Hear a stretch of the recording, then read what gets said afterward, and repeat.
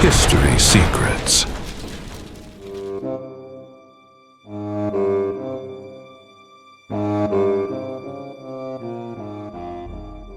There comes a moment in history when an empire stops acting with strategy and begins to act on impulse.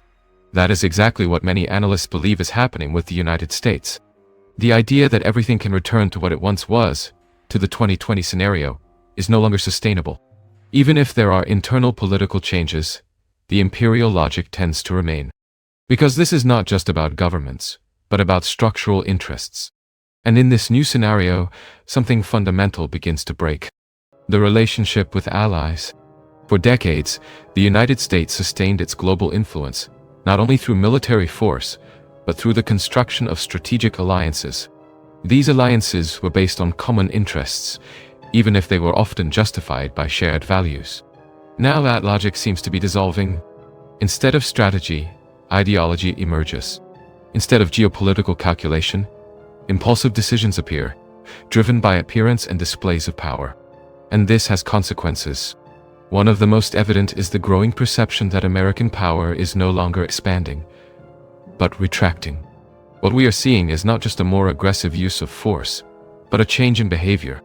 An empire that once avoided direct action, preferring indirect influence, now begins to act explicitly, almost theatrically. One example often cited is the operation in Venezuela. The capture of a head of state, the public display of him as a political trophy, and the destruction of national symbols were not merely military acts. They were gestures loaded with meaning. Gestures that, instead of consolidating power, may be destroying bridges irreversibly. Because there is an unwritten rule in geopolitics. You may overthrow a government, but you cannot humiliate a nation without paying the price. By abducting and exposing a leader, the target is not only the individual, it is the people he represents. It is the national identity itself. And that generates something far more dangerous than political resistance. It generates collective resentment. This type of action marks an important rupture. For decades, the United States avoided this kind of direct approach precisely because it understood the consequences. It preferred to operate behind the scenes, influence elites, finance internal changes, shape narratives. It was the so-called soft power. Bribery, diplomacy, propaganda, infiltration. Silent tools, but extremely effective. But now, that logic seems to have been abandoned. In its place comes the need to demonstrate strength in a visible way, to create images that reinforce the idea of dominance, to turn geopolitical actions into spectacles. And it is exactly there that many analysts identify a historical pattern. Empires on the rise think long-term. Empires in decline think about immediate impact. When an empire begins to sacrifice strategy for appearance, that usually indicates something deeper. The loss of self-control, the loss of the ability to foresee, and perhaps more importantly, the loss of humility. Because arrogance is often the final stage before collapse. And this pattern is not new. Throughout history, empires in decline do not only confront their enemies, they begin to antagonize their own allies. They start exploiting those they once protected. The result is predictable: isolation, and eventually, global resistance. In the short term, these actions may seem effective. They may convey a sense of absolute control. They may create the impression that power is still unquestionable. But, in the long term, they plant the seeds of something much greater: a coordinated reaction, a movement of opposition that does not appear immediately, but grows silently. And when that movement finally manifests, it is too late to contain it. There is a concept used by some thinkers to describe this kind of behavior: micro-militarism.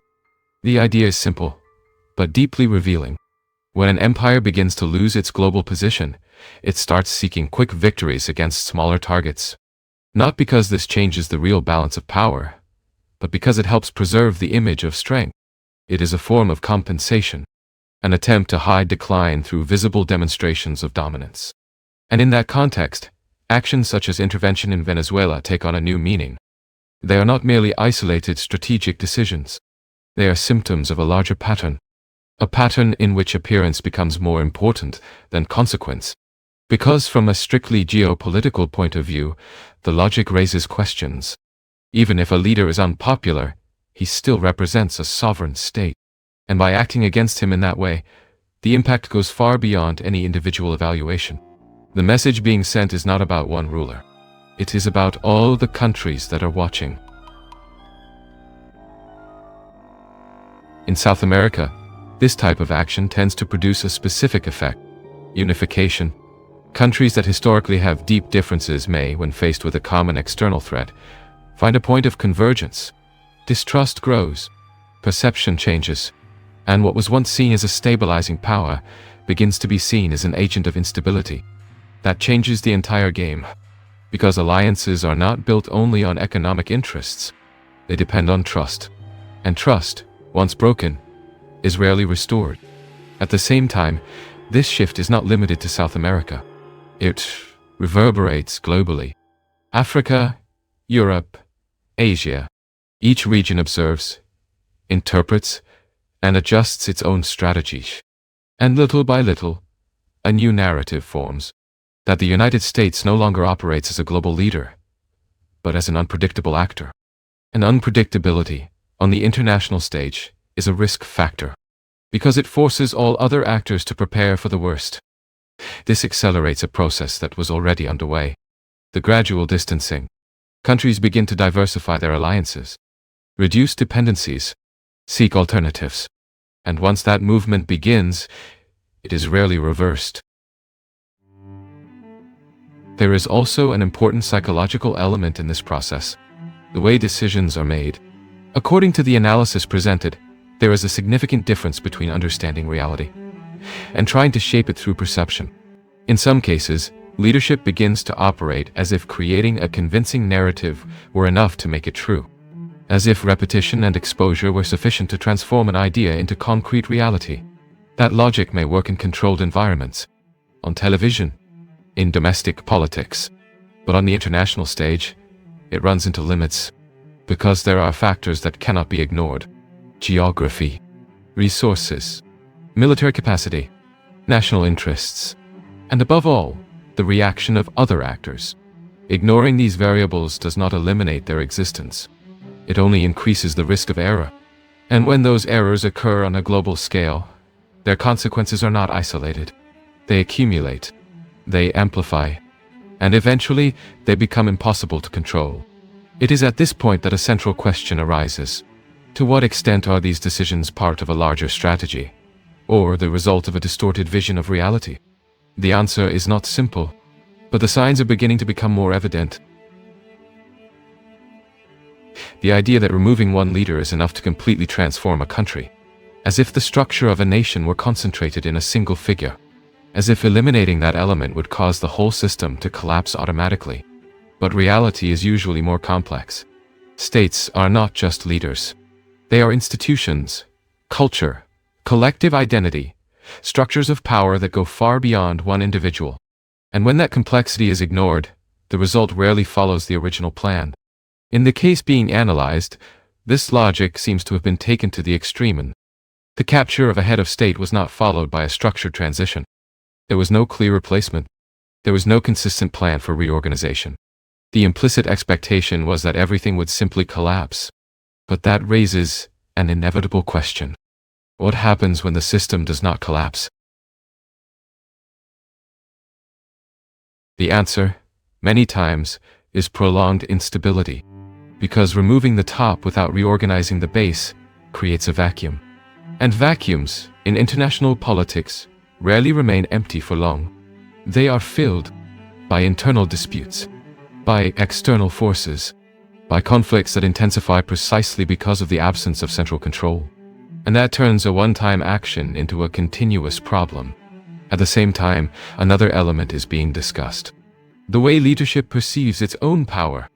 There is a view according to which demonstrating strength visibly is enough to guarantee obedience, as if psychological impact could replace the need for structure.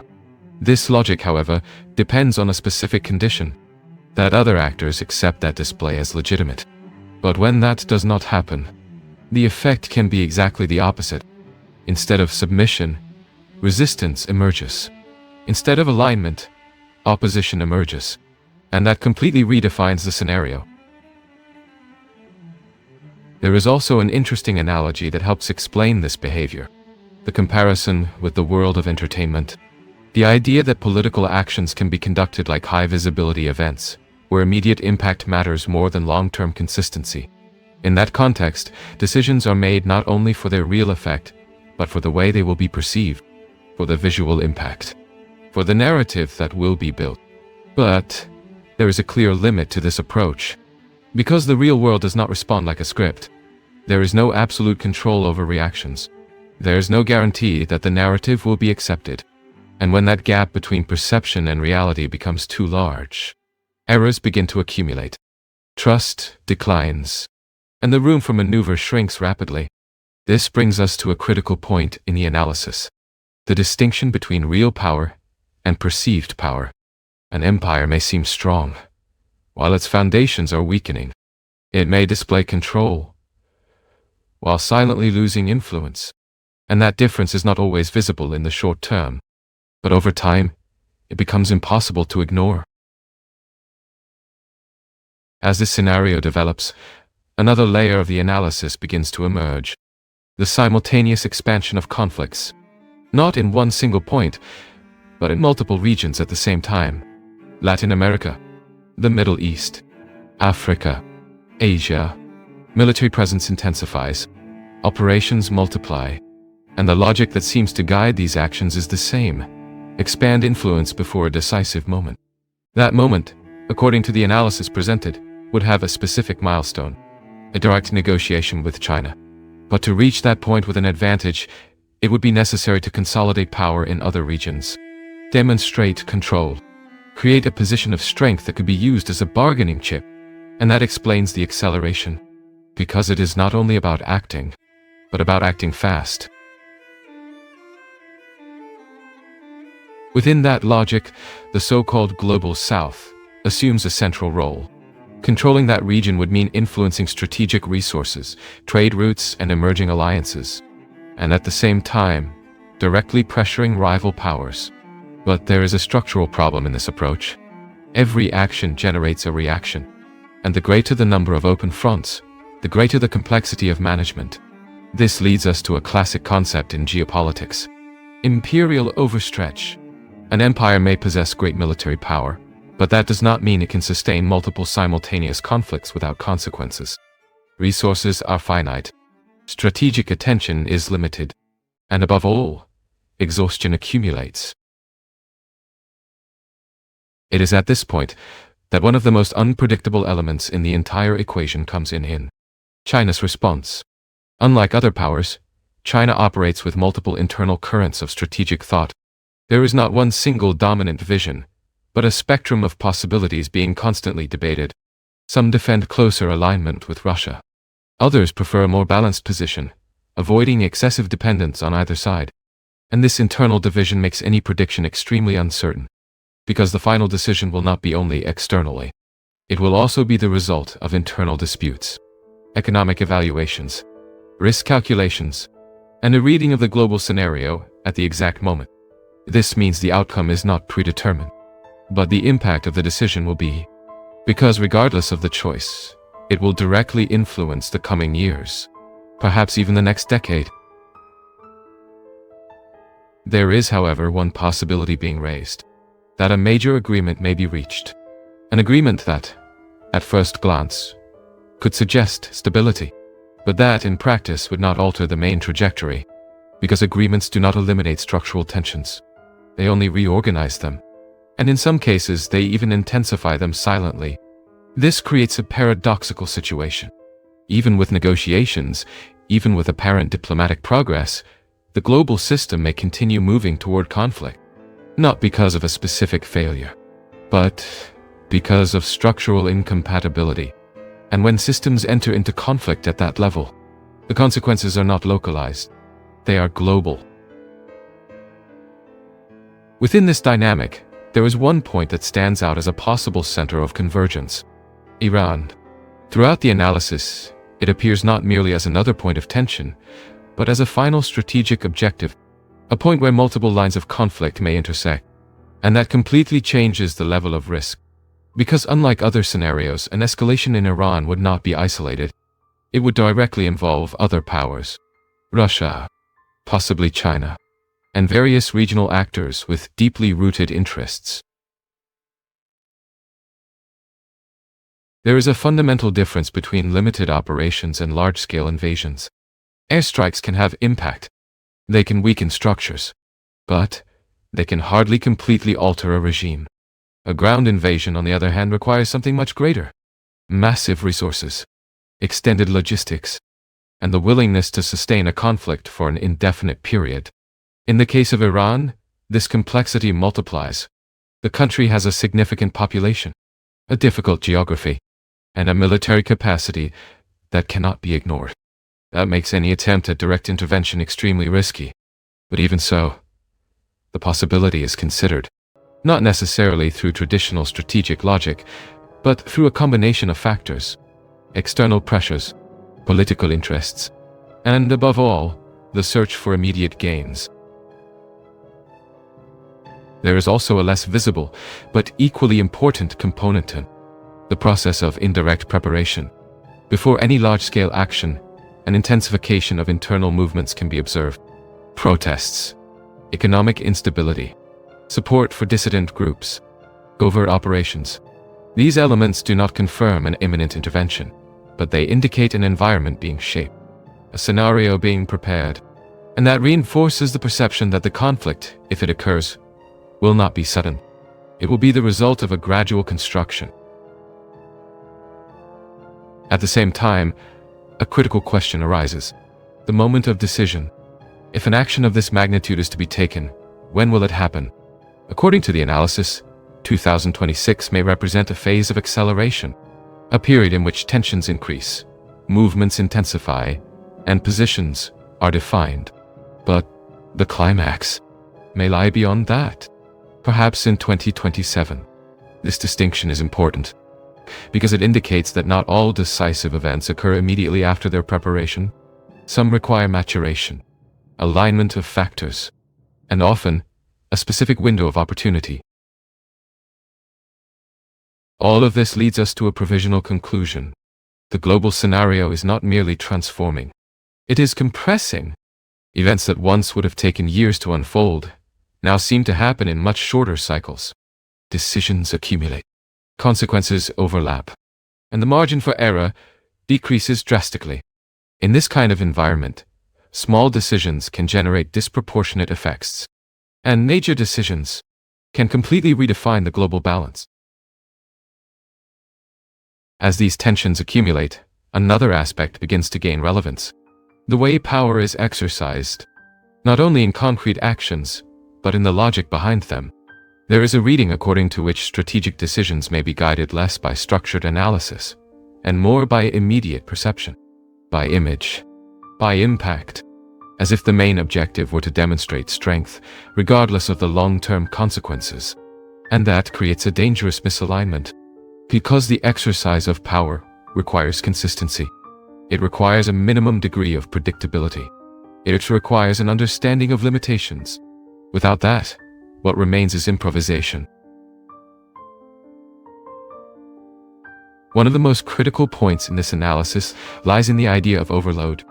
Opening multiple fronts of action at the same time may seem, at first, like a demonstration of dominance, but in practice, it tends to generate the opposite effect: dispersion of resources, difficulty of coordination, increased risk of errors, and above all, continuous wear. In history, this pattern repeats itself. Empires that expand beyond their capacity to sustain themselves end up entering a cycle of progressive weakening, not because of an initial lack of power, but because of the inability to manage that power efficiently. There is also a diplomatic factor that cannot be ignored: trust. International relations depend, to a great extent, on consistency. When a country constantly alternates between rapprochement and confrontation, between cooperation and threat, it becomes difficult to interpret, and over time, it stops being taken seriously. Partners hesitate, adversaries adapt, and the space for real negotiations shrinks. This does not mean that influence disappears immediately, but it becomes unstable. An unstable influence is, by definition, fragile. Within this context, an interesting comparison arises. The idea that leadership operates as a structure, guided by its own interests, closer to a transactional logic than an institutional one.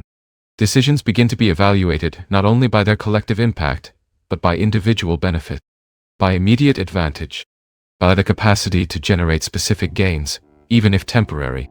This approach can produce quick results, but it rarely builds stability, because stability requires long-term commitment. It requires alignment between discourse and action. It requires mutual trust, and these elements cannot be replaced by isolated demonstrations of force. The result is an increasingly unpredictable environment, where every move needs to be constantly re-evaluated, where alliances become volatile, and where the risk of escalation remains always present. This leads us to a broader perception. The international system may be entering a phase of transition, a period in which old structures cease to function, but new ones have not yet been fully defined. And periods of transition are, historically, the most unstable, because it is in them that the rules change. And when the rules change, the behavior of actors changes as well.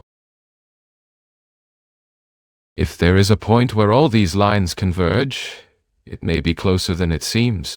Not necessarily in a single isolated event, but in a sequence of decisions that, together, define a new direction. Throughout the analysis, one specific moment is highlighted. A meeting, a negotiation, a point at which two major powers may redefine, even if temporarily, the global balance. But what is really at stake in this kind of meeting? At first glance, the idea of an agreement may suggest stability, the perception that tensions can be reduced, that interests can be aligned, that conflicts can be avoided. But in complex scenarios, agreements are rarely definitive solutions. They are adjustments, reorganizations, redistributions of influence, and often they merely postpone conflicts that remain latent, because the structural causes remain present: competition for resources, disputes over influence, ideological differences, and above all, interests that are not fully compatible. There is a metaphor that helps illustrate this kind of situation. When great forces begin to move, the impact does not remain limited to them. Everything around them is affected. Even when there is cooperation, the effect on others can be equally profound, because the system is not static. It reacts. It adapts. And in some cases it suffers the consequences without directly participating in the decisions. This raises an important reflection. What happens to those who are not at the center of these negotiations? Smaller nations, peripheral regions, societies that are often affected without having influence over the process. The answer is not simple, but history suggests a pattern. In moments of global reconfiguration, the effects tend to spread unevenly. Some grow stronger, others become more vulnerable, and many simply need to adapt quickly in order to survive. Returning to the broader scenario, a conclusion begins to take shape. The world is not merely moving toward a possible conflict. It is undergoing a structural transformation, a rearrangement of forces, a redefinition of roles. And this kind of transformation does not happen in a linear way. It involves advances and retreats, agreements and ruptures, moments of stability followed by new tensions. Given all this, perhaps the most relevant question is not to predict exactly what will happen, but to understand the type of process that is underway. A process in which short-term decisions may generate long-term consequences, in which the appearance of strength may hide internal fragilities, and in which the speed of events reduces the capacity for correction. In the end, the analysis does not point to a single certainty, but to a set of possibilities, scenarios that depend on choices not yet made, on responses not yet defined, and on factors that remain in motion. Perhaps the true turning point does not lie in one single event, but in the sum of all of them, in the way they connect, in the way they amplify one another, and in the moment when they cease to be reversible. Because when that moment arrives, history can no longer go back. Each historical discovery reveals new clues, but also raises new questions. Because when it comes to the past, there is always something we still do not understand. Because some secrets of history are still waiting to be revealed.